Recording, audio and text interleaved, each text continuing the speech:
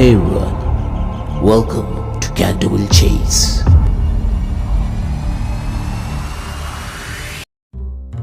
Episode 6 of the Canterville Ghost. Let's begin.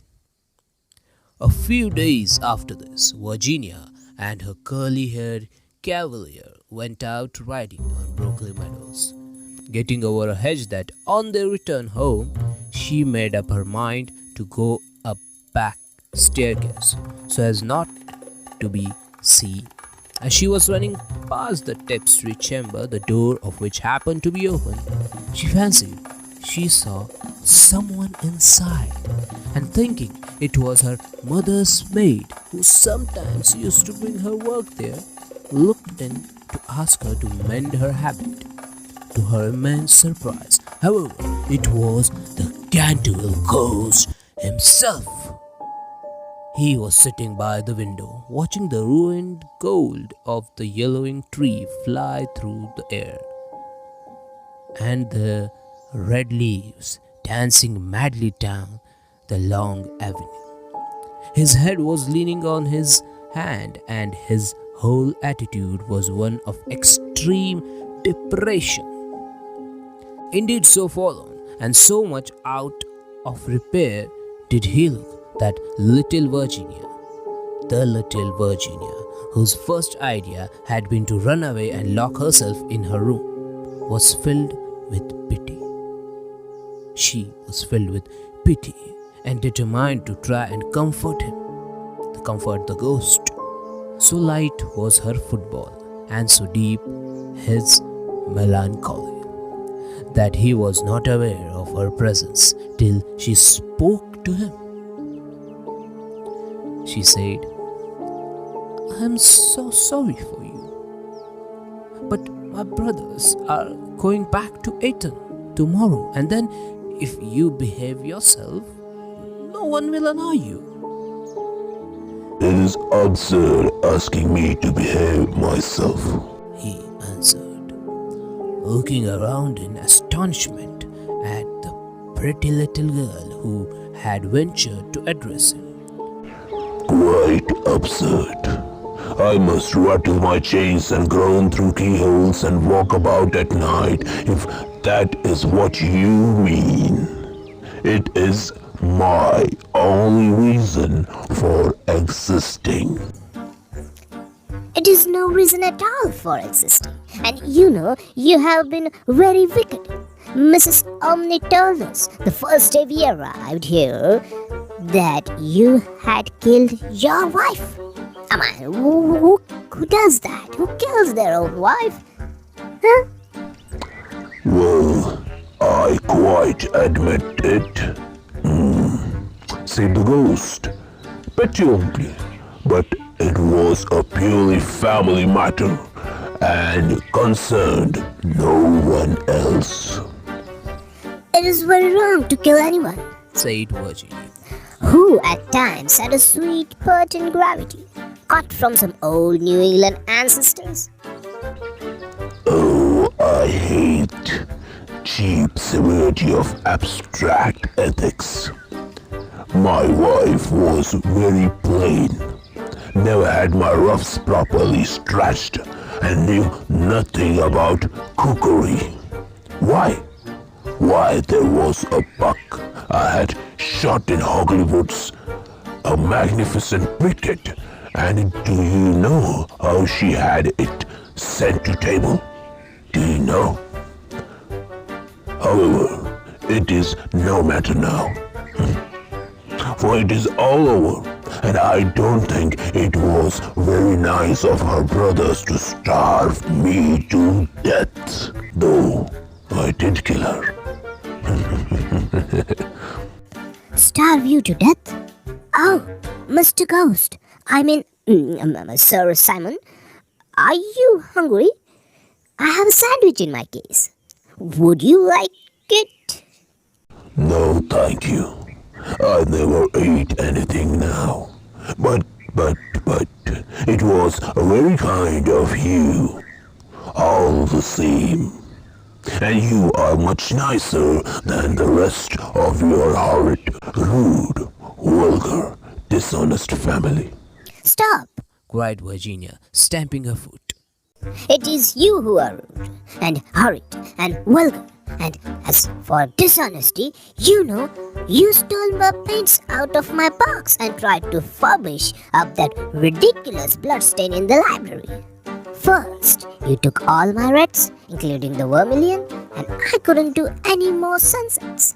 Then you took the emerald green, and then the chrome yellow, and finally I had nothing left but indigo and Chinese white, and could only do moonlight scenes, which are always depressing to look at, and not at all easy to paint. I never told on you, though I was very much annoyed. It was the most ridiculous, the whole thing, for who I ever heard of emerald green blood. Green blood? Who heard that? Oh, really? Really? Said the ghost, rather meekly. What was I to do? It is very difficult to get things here. It is very difficult thing to get real blood nowadays. And as your brother began it all with his paragon detergent, I certainly saw no reason why I should not have your paints. As for colors, that is always a matter of taste. The Cantervilles have blue blood, for instance, the very bluest in England. But I know you Americans don't care for things of this kind. I know you Americans. You know nothing about it. You know nothing about it. And the best thing you can do is to emigrate and improve your mind, Mr. Ghost. My father will be only too happy to give you a free passage.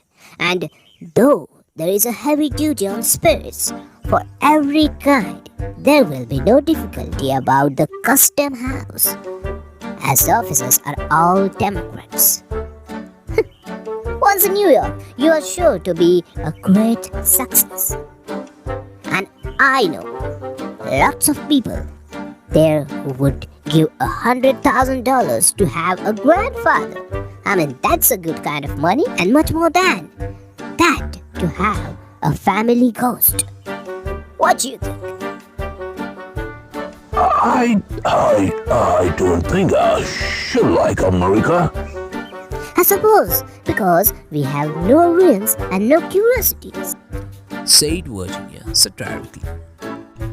No ruins, no curiosities, answered the ghost. You have your navy and your manners. Good evening. I will go to ask Papa to get the twins an extra week's holidays. Please don't go. Miss Virginia, please don't go. I don't want that cats anywhere near me, he cried. I'm so lonely and so unhappy, and I really don't know what to do. I want to go to sleep, and I cannot.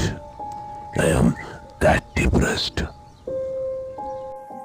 That's quite absurd. You have merely to go to bed and blow out the candle. It's very difficult sometimes to keep awake, especially at church. But there is no difficulty at all about sleeping. Why don't babies know how to do that? Huh? And they are not clever. They are not very clever. I have not slept for 300 years. I have not slept for 300 years. He said, sad, and Virginia's beautiful blue eyes opened in wonder. For 300 years? I have not slept for 300 years. I have not slept, and I am so tired. Virginia grew quite grave, and her little lips trembled like rose leaves. She came towards him, and kneeling down at his side, looked up into his old withered face. Poor ghost, she murmured. Have you no place where you can sleep? Far away beyond the pine woods, he answered in a low, dreamy voice. There is a little garden. There the grass grows long and deep, and there are great white stars of the hemlock flower. There the nightingale sings all night long. All night long he sings. And the cold crystal moon looks down, and the heave tree spreads out of its giant arms over the sleepers. She did. Virginia's eyes grew dim with tears, and she hid her face in her hands. You mean the Garden of Death? The Garden of Death, she whispered. Yes, death, death, death must be so beautiful to lie in the soft brown earth with the grasses waving about one's head and listen to silence. To have no yesterday and no tomorrow. To forget time, to forget life, to be at peace. You can help me. You can open for me the portals of death's house, for love is always with you, and love is stronger than death is. Virginia trembled. A cold shudder ran through her, and for a few moments there was silence. She felt as if she was in terrible dream. Hey everyone, that's it in today's episode. We will be coming back next Sunday and continuing the remaining part. Till then, stay tuned and subscribe to creatyaudios.in forecast for more such fiction stories. Please place a review on Apple Podcast. Please follow us on Spotify, subscribe us on Apple, and make sure you place a review. You can also place a review on our podcast handle, on our Instagram handle. We are by the name @podcastaudios on Instagram. Just DM me the review.